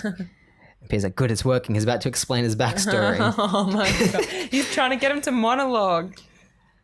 And then Norman says, Harry's mother passed away when he was just a baby. God. I had to bring him up alone. And I tried my best. And we go into a little harp flashback. I was a good father. What was that noise? It was a harp. Okay, whatever you think. And he says, I was a good father. I was. I did my best to be a real pal to my son, but it wasn't easy. And we see Norman talking to Harry, and he's like, you have to have dinner alone tonight, son. I have to work late again. So immediately it's contradicting exactly what Norman said. He's like, I was a good father. And he's like, you're going to have to eat alone tonight, son. But Harry's like, it's okay, Dad. I understand because you do so much for me, you know. And we see Harry doing some homework. And Norman's like, I had my business to take care of. Money was the most important thing. I had to get rich. I needed wealth. For that was the key to my power. And then we see Norman saying, you'll have to work these problems out yourself, Harry. I've got to get back to the office. And Harry's like, you just said you'd review my bio with me. I have an exam tomorrow. And Norman's like, you just have to do the best you can, son. Oh. So then he's Feels like, bad, man. Harry didn't have anything to complain about. The more money I made, the more presents I bought him. Oh. I wanted everyone to see what a great father he had. So he buys him a bicycle. A bicycle. He's like, go on, son, take it. I bought it this for you as a surprise. And he's like, oh, thanks, Dad. But he doesn't look too happy about it. He's like, I even took him to ball games when I had the chance. Nobody can say I wasn't a perfect father, you hear? Nobody. What does Kid Harry look like? The same, but short. He looks literally the same. The same receding hairline as well. which I Yeah, find what the funny. fuck? He's like, I took him to ball games. And Take me out to the ball game. yeah, and Harry's like, Dad, do you think we can talk for a while? And he's like, sure, Harry, sure, but I want to watch the game. So he just took him to the... You're right. Yeah, I'm fine. So he pretty much just took him to the ball game because he wanted to watch. He didn't really care what Harry wanted to do. I'm sorry if your dad is actually like this in real life, Yeah. listeners. And I actually found this flashback real interesting, even though it's all on the nose. It's a good insight into Norman Osborn as a character because it's the first kind of flashback we get of him. And we understand why Harry is the way he is because That's why he's such a fucking snob. he's a spoiled brat, Yeah. but also He never had... he never, It's had a the father that Richie was there Rich for him. syndrome. It's like with all characters that are like Richie Riches. because he had everything he wanted, like money-wise, I but feel he like never had a strong father figure there to really give him guidance. The Harry from Amazing Spider-Man was very similar. Yeah, that had so much potential too. Yeah, honestly. Dane DeHaan could have been like a really spot good on. Harry, yeah. Yeah. I remember that casting. I was like, yes, that's perfect. Yeah, it makes so much sense. But yeah, so nice, dude. Should we explain to the listeners what you've just done? No. Ow, it hurts Just though. imagine Sammy did a backflip, landed on her feet, and then dabbed 3 times. Yeah, infinite dabbed. Infinite dab.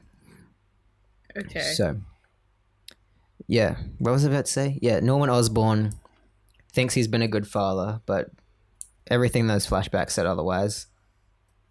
We've pretty much found out he was trying to cover up the fact that he could never be there for Harry.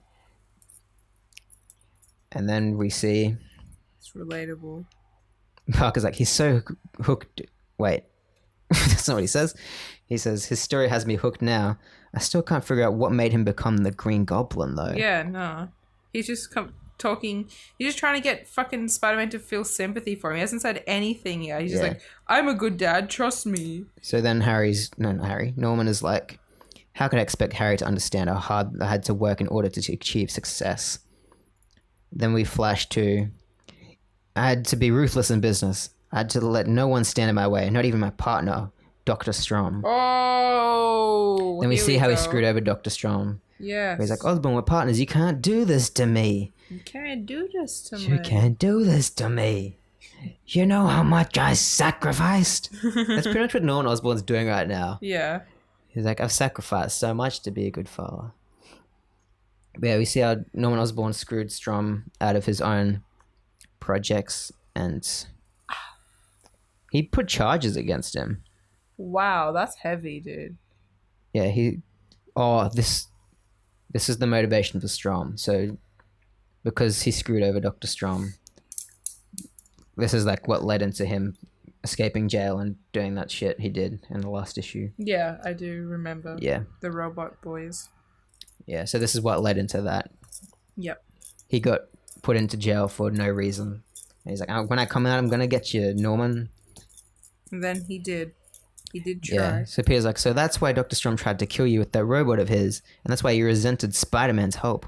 What a joke, me trying to save the Green Goblin. That is like, a joke. what made you turn into crime? What made you become the Green Goblin? And Spider-Man's like, yes, I'm starting to finally get loose out of these shackles. Then Norman Osborn gets right into it. Alright, you may have your little joke, it's the last you'll ever enjoy. As for me, I still remember that fateful night when it all happened. So he found some of Dr. Strom's notes for some strange formulas. And he says, since he's in prison now, I'll check them out and see if they're worth anything.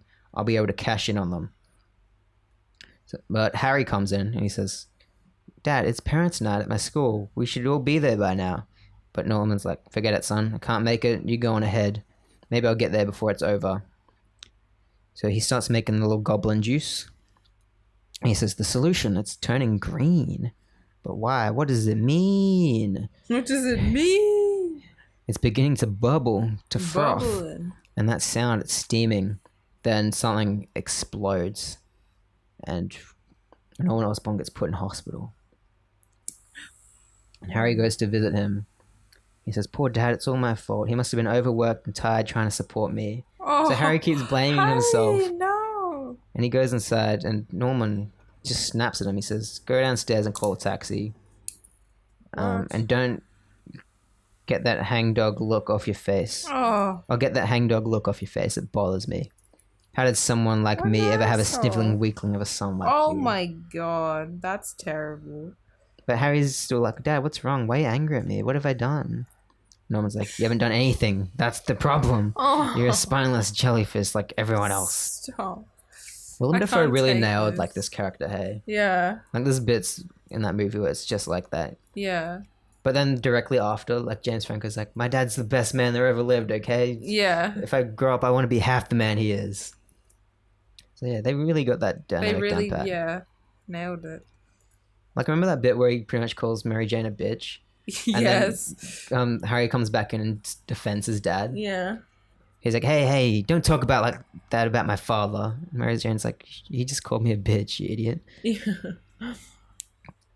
But yeah, then Norman Osborn's talking about how he's stronger and smarter and tougher than anyone else. And he has all sorts of scientific devices at his chemical company that he can use. Oscorp. Have they established Oscorp yet, actually? Not I don't think really. they have. They have like mentioned it because that's like where Oh, really? those Dr. Strom's robots went. Oh, That okay. lab that it trashed. Yeah, cool. And he says, I could become the greatest costume criminal of all time. And he says, the idea became an obsession to me. It haunted me night and day. I knew I had to do it. So many months later, and he just pulls out the Green Goblin mask and he says, this face is perfect. Now I have to design the rest of the costume. I'll make it my favorite color. Green. Oh, I think you say purple. Nope. Green. And he says, so at last the Green Goblin was born. So there was no justification for the costume. He said, I want a costume. So why not dress as a goblin? Yeah, what the fuck? That's about it. No, because he wanted it to be green, so it's like, alright, it'll be goblin. Yeah, so now he's like, So Spider-Man, the reason I chose you to be the enemy I hunt down is because I knew the whole underworld would respect me if I was able to take down the toughest masked hero there ever Wait, was. so what's the timeline here? So how far after or before Spider-Man becoming Spider-Man did Green Goblin become Green Goblin? Oh, Because if he like chose Like Spider-Man as his like enemy, yeah. So then... Green Goblin came Green Goblin after Spider-Man for sure. Okay, yeah. Yeah. And he says, Yeah, he's talking about how Spider-Man defeated him during their first encounter and how that threw him off. And Spider-Man's like, "Oh, sorry for being so uncooperative." And then Norman Osborn says, "But now the time has come for the Green Goblin to finally achieve his greatest triumph. I've waited months for this supreme moment, for this victory." And he says, "How fitting is it that the Green Goblin shall be the last sight you'll ever behold in this lifetime." Dang. And Peter says, "He was just a greedy, ruthless businessman before the accident, but the chemical made him worse." So then we see Spider-Man. He's still trying to buy his time. But he says, "I'm not afraid to die.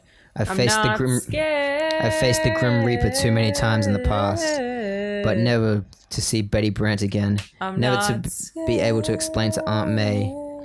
And Green Goblin's like, "Beg, Parker, beg for your mercy. Why won't you beg?" Scared. And then suddenly we cut back to Aunt May. Anna Watson comes over and she's like, "No, May, you shouldn't get up." Anna Watson. Oh, yeah. I know who that is. Sorry. Yeah, she's Miss Watkins, sorry. Yeah, Miss Watkins. She's like, "You mustn't get upset. I'm sure it can't be anything serious," because Aunt May's worried Peter hasn't come home. And he's like, "Peter's never stayed home out this late without calling. Something must be up." Once again, I feel like we've had this exact same scene. Definitely. Before. For sure. No doubt And about Anna it. Watkins is like, "Even my Mary Jane doesn't come home until late occasionally. It's all good." And then Aunt May's like, "Wait a minute. Doesn't he sell some photos to Jameson at the Daily Bugle? Maybe he's at the office right now." And Aunt May's like, "Anna, can you call them? I'm too nervous." Oh, sweetheart. And Anna Watkins like, "Sure, I'll do it right now." That's so sad. We got to the Daily Bugle. And Jameson's like, "No, Parker isn't here. What am I supposed to be? A lost and found apartment?" Oh my god. He's probably out stealing hubcaps somewhere. Oh my god. What a horrid Stupid man. teenagers, they're all alike. And then he just Jeez. hangs up the phone. How would Jameson feel if Peter Parker died that night? Yeah, and he says, "Miss Brown, come in here with your notebook." So there's a new secretary called Miss Brown. Does she look the same as all the other new secretaries? We don't see her. Okay. So yeah, Aunt May's stressing real bad. Then we see Betty. Where is Betty? You ask. Ask, where is she? You gonna ask? No. Okay. So, where's I don't Betty, you care may about ask. that fucking bitch. Where's Betty, you may ask. Oh, where is Betty? Oh, thank you for asking. So, I don't have no she's- time for no hoe. meanwhile, at railroad, I messed that up. At railroad station in the Midwest, Betty Brant is pausing between trains, and she says, "I must go to New York. I realize now that a girl can never run from a decision, no matter how painful it may be." And apparently on the radio we hear a little news report that says nothing has been heard from Spider-Man in the past few days. Good. Which I'm sure he hasn't been captured for a few days. Yeah, that quite seems yet. ridiculous. Imagine if Green Goblin monologued for literally a few It days. literally said 40 seconds later. Yeah. So I don't know what's going on there. Righto. But Betty's like, "Oh, Spider-Man, the last venture that Peter admires. He represents everything I go against: danger, uncertainty, and fear. But why dwell on Spider-Man when I have a bigger problem? If I return to the Daily Bugle, will Jameson even give me my job back? And if he does, what will it be like seeing Peter and Ned again? And what will they say when they see me? Will there be a place in their lives for Betty Brant anymore?"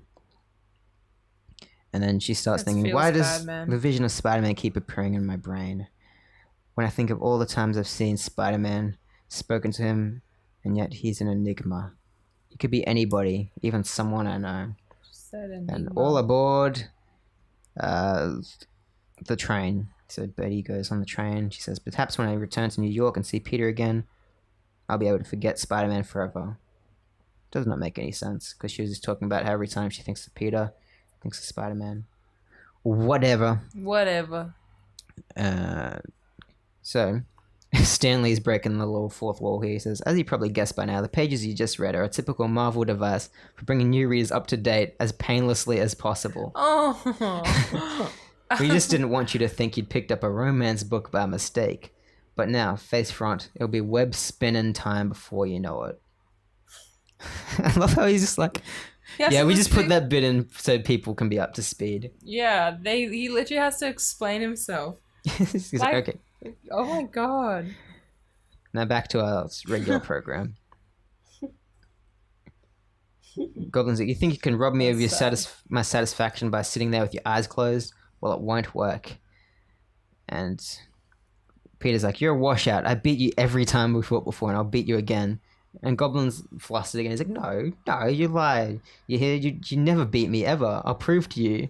And I love this bit. He pulls out all the old comics. He may as well have. That's what he does here. He says, I can project mental pictures of our previous battles by means of this retroscope helmet. Oh, okay, that's the end of this episode. he has a magic device that projects his memories onto the wall.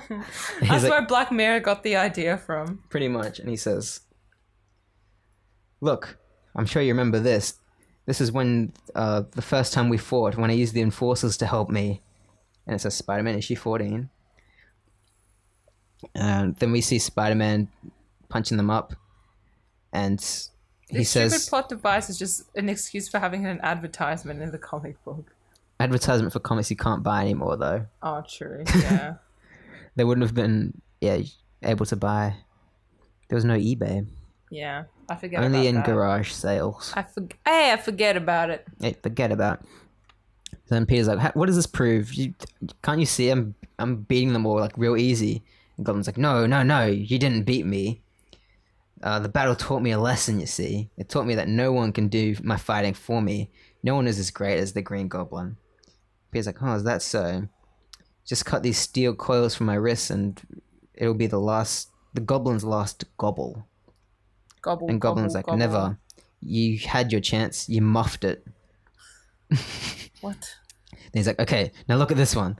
This is when you were suddenly saved by the Human Torch. You didn't beat me, but I had no desire to defeat the Human Torch, so that's why I ran away. Because you ran away. Yes. And Peter's like, oh, okay, makes sense. Yeah, sure. Peter Parker's the whole time like, Green Goblin's the kid that's going, Mom, where are you looking? And Peter's like, yeah, I'm looking.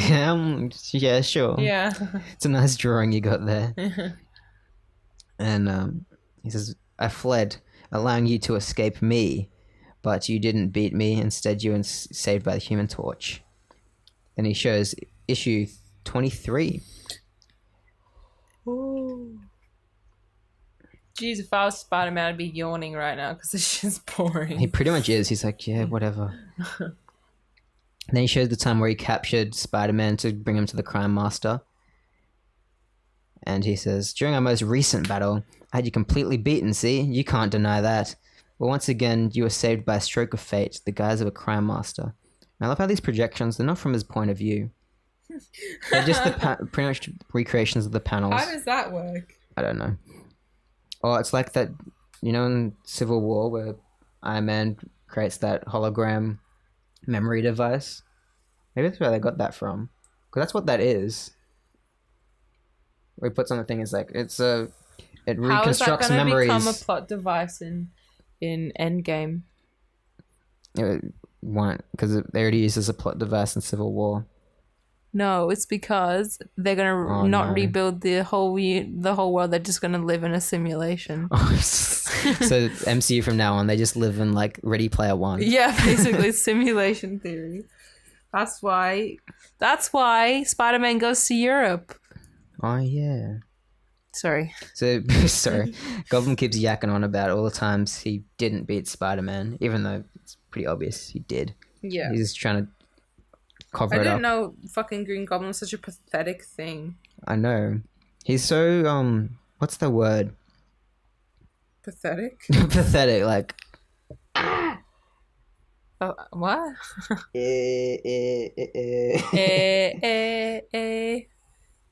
No, this is a really like obvious word, like a commonly used word that people use all the time. Insecure. Oh, insecure. Yeah, I see that. Oh, jeez. At least I said an actual word, not retiration. You just said it again. So, yeah, Spider-Man's almost broken out of the coils, finally, after all this yammering. And Goblin's like, so you're still struggling with your coils, are you? I can tell by the way your muscles are tense beneath that shirt. Let me make it easy for you since you're doomed anyway. And he breaks Spider-Man free after all that time. And he's like, all right, don't just stand around. Put on your costume and let's fight. So Spider-Man does. Goblin's nice enough to give him some time to put on his costume and like his web shooters. Yeah. So he's all fully ready. And they get into a tussle in typical Spider-Man fashion. As we like to call it in the Peter Palmer pod. There's always a bit where they get into a tussle. And does Green Goblin ever use the zappy like fingers in movies or any other pop culture? Is that just like a classic comic thing? Maybe it happens in the like cartoon. Yeah, it definitely happened in the 60s cartoon. Yeah. I remember him going... So dumb. They fight, and they're saying stuff. I don't know what they're saying. Probably something like, Oi. This will be the time I defeat you. And Green Goblin's like, no, you didn't defeat me. Blah, blah, blah. I'm going to defeat you. Probably something like that. Then eventually... what's this? Green Goblin gets a goblin cannon, he calls it. Gobby You're cannon. about to bear the full brunt of my fully automated goblin... Gobby cannon. Gobby cannon. Gobby Even cannon. your accursed strength cannot save you from this blast That's ray. what they called this one girl in my high school. Oh, a gobby cannon. Ooh. Cannon. That's a A joke. vacuum would make more sense. Yuck. Anyway, he shoots the gobby cannon at him. And Spider-Man flips out the way. And he says, you don't tell me you never heard of my swinging spider speed. And he curls into a ball and fucking knocks Green Goblin off his feet. He becomes off a cannonball. I came in like a wrecking ball. Pretty much, look. I never And he hit whocks so hard. Gobby in the face. And then he spicks Gobby. Walk it like a tuck it. And he hits Does his he head whack real him? hard. And this... Don't tell me you haven't heard this happen in a Spider-Man story before. Because Norman Osborn gets up and he's like, Harry, my son, Harry. Who? You're not my boy. Who are you? Where's Harry? And Spider-Man's like, oh, it's not hard to fake amnesia. The Goblin's capable of anything. But yet, Fake he didn't fool my amnesia. spider sense. It would tingle if I was still in any danger. Which we've established at the start of this. His spider sense isn't working. Because he Did has it a not? cold. Yeah, but for some reason he's letting it slide now. Yeah, it's fine. It's the next issue, so I can forgive it. It was 40 seconds later. Maybe, well, they're talking for a long time. Yeah. Long enough for a news report to report that Spider-Man's been out of the loop. And for May to call Jameson. Yeah, and then Norman's like, what's this weird costume I'm wearing? Where am I? I need to see my son. I have to help him with his bio exam. But he's forgotten that far that he needs to get home to help Harry with his bio exam. That was when he was a teenager. You know what that is? Pathetic. You know what that is? That's what inspired Spider-Man 3. Homecoming. Now, remember the bit where Harry hits his head and he can't remember anything since high school? Yeah. Yeah, I know. I just said Conveniently. homecoming to just be annoying. I know I've you been this did, whole but I was explaining for the listeners at home. Oh, okay. But I like that. I like that we're seeing like the direct inspirations It is for really certain cool, plot actually. elements. Yeah. Like the origins of everything.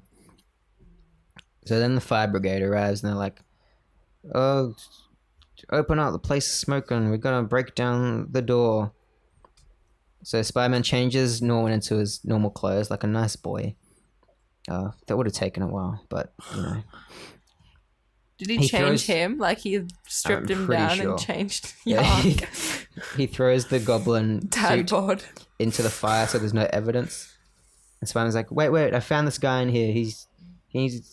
Let's get him to safety. So he leaves Norman with the fire brigade and swings away. Swings home, sneaks into his room, and gets changed. And says, Changed.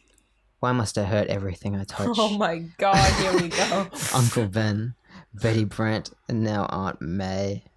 Because you're Betty's female Spider-Man. intuition must have made her leave me. My female intuition says I need to leave. Yep, pretty much. And the Amazing Spider-Man, able to climb walls, to fight and run, and to think better than any dozen ordinary men. Even those who hate me envy my powers. My powers? What a joke. Oh. Sometimes I think they're proven to be nothing but a curse. I'd tread places with almost any normal person any day. At least Aunt May wouldn't have to suffer for my secret. So he goes inside, and Dr. Bromwell's there. He's like, "Oh no, Dr. Bromwell, is my aunt, is she alright?" He's like, "Shh, quiet son, she's finally gone to sleep. I've put her in mild sedation." He says, "It wasn't easy to get her to shut her eyes. She was very concerned about you, Peter. I was afraid of that, Doctor." "You were? Then why did you stay out so late with that calling? I warned you at the start of this issue that she must be spared from any serious worry or shock. I wish we recorded video for this. Fatal."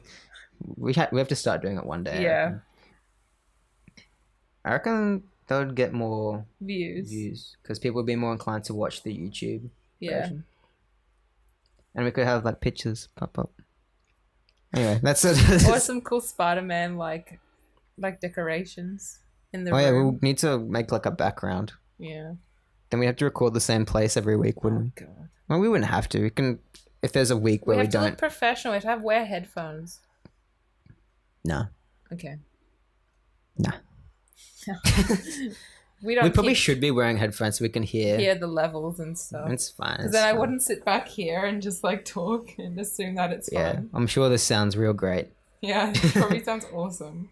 Anyways, the doctor says, "I never thought that you'd be so unfeeling, so wrapped up in only yourself." So the doctor's given Peter a real talking to for staying out late. He says, "Luckily I reached her in time, prevent any serious ill effects. But if it happens again, it may be too late, Peter. She might die like in And Peter's like, "What does that mean?" He's like, "See you. See you later." She might beep. That's what he actually said. Yep. Then Peter says, Peter's sitting around waiting for Aunt May to wake up. Aunt May's like, "Peter, it's you. Oh, blah, blah. You were so late and you didn't call. Where were you, Peter? Why do I need to burp so much?" And Peter says, "It's all my fault, Aunt May. I was studying with my classmates and we forgot how late it was getting." And Aunt May's like, "You poor dear. You know how much your scholarship means to you and how you want to remain at the head of the dean's list. You certainly mustn't spend so much time studying, though. You need some fresh air and exercise." Exercise. Not that he's jacked or anything. And Peter's like, yeah, okay, maybe. And then Aunt May's like, "I need to, your face is flushed. Let me look after you." So now Peter's in bed and Aunt May's looking after him. Oh my god, what a turn of events. He's like, "This is ridiculous, Aunt May. I feel fine. I should be looking after you." And she's like, "Nonsense, Peter. I know how fragile you are. This warm breath." Fragile. Why does she always call him fragile? I know. She doesn't know the secret. The secret. The secret. Then, last panel. Nice little parallel here. It's Harry visiting Norman on his bed while he's sick. That's sweet. And it's in a hospital like room. That scene in Amazing Spider-Man 2 where he dies. Yeah. And he just calls him a You're fucking nothing shit. but a disappointment to me, Harry. Have you started twitching yet? Oh, I have. That's the goblin disease. It happens when anyone in our family reaches your age. You turn into It's a goblin. genetic. It can't be fixed. Which I don't. This is a conversation for another day because Why does Norman everything... Osborn's like 50 in that movie, right? And he's only just on his deathbed.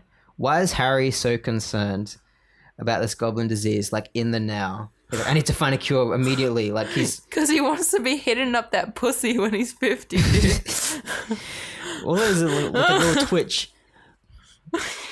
He wants that spider juice real bad. He He wants does. You're a fraud, Spider-Man. My favorite line in that movie. Yeah. When Spider-Man comes to tell him, sorry, I can't give you my blood, he's like, here's my favorite line. It's, I'm already dying. You can't make me die more. oh my god. Why does all like the arcs have to be like purely genetic and shit? It isn't safe, okay? I don't know what to do to you. What do you want? You want a boat? I can get you anything you want. A boat? Harry, I don't... No, this could be really bad, okay? This could be really bad. That's what he sounds like in those movies. He's so muffled. One in the hand. At least it means they didn't ADR his voice. Yeah. So they ADR'd him and they fucking... put a t-shirt over his face. Yeah. Okay, Spider-Man. Anyways, let me talk about what's happening in this last panel real quick. Harry's like, don't worry, Dad. Everything will be alright. We're together again. Norman's like, I can't remember what happened, son. These past few years seem to be forever buried. My forever God. lost to me. But the future lies ahead, and it will be a good one for both of us. Somehow, I know that now. Next issue, don't miss out. Peter Parker's Startling Decision plus an all-new, fantastically wonderful, powerful super foe for Spidey. Enough said. Ow. Yay, done. I like that issue.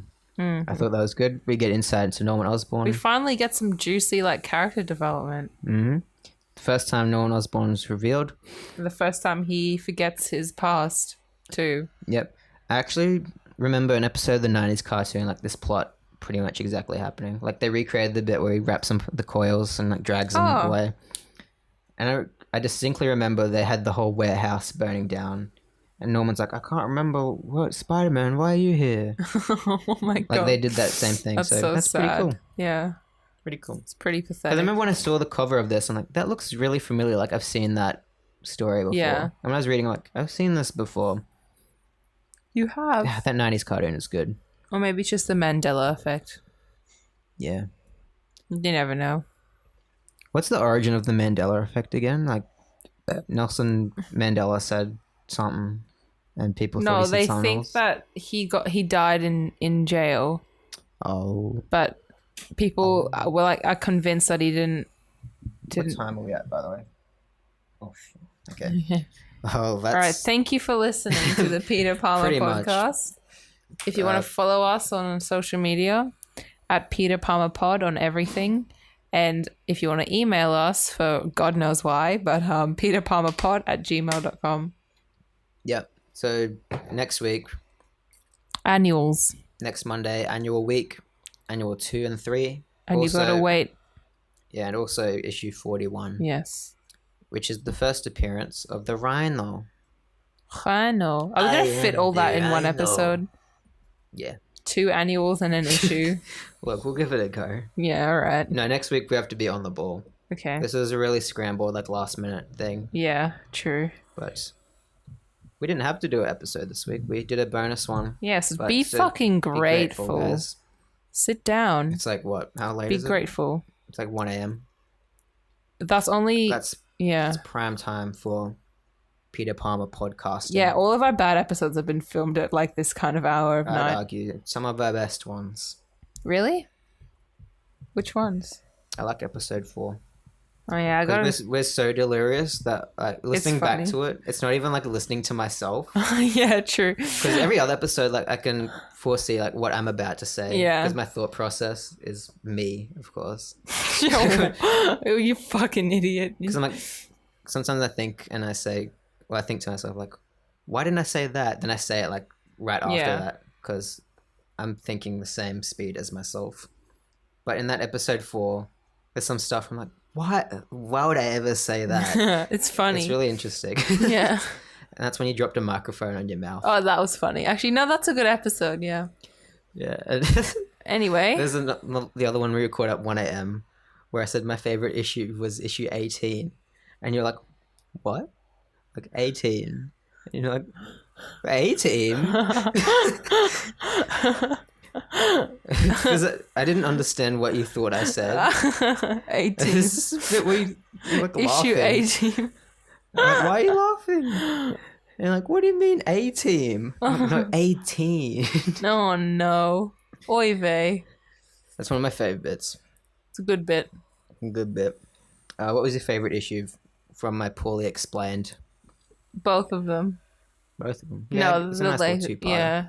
I liked the second one because I liked that it was all one location, and It was like 40 seconds. it was 40 seconds. No, the the Norman Osborn and Harry dynamic I find very interesting because Learning about. Sorry, that would have been like 3D. Learning about 3D learning about their history was cool. it was. Never Anyway, knew it before. yeah. I threw away half a frappe today and I regretted it. Oh, you Okay. threw it away, dude. Yeah. Anyways, Yeah, anyways. go listen to our Fantastic Four commentary if you haven't yet. And also, I don't know if I mentioned this, there is a highlight clip on YouTube of our Fantastic Four commentary, which has the best bits from our commentary if you can't access the film in the meantime, which will have the clips from the film synced up to it. So it's like a nice little sneak peek of what you can get if you watch the whole commentary with us. I might do the same for Venom if I have time to edit that, because there's some little bits in that, I think. Yes, Sammy's about to pass out, so that concludes episode. Oh, that's why this episode's so bad. It's episode 13. Well, Let's end it.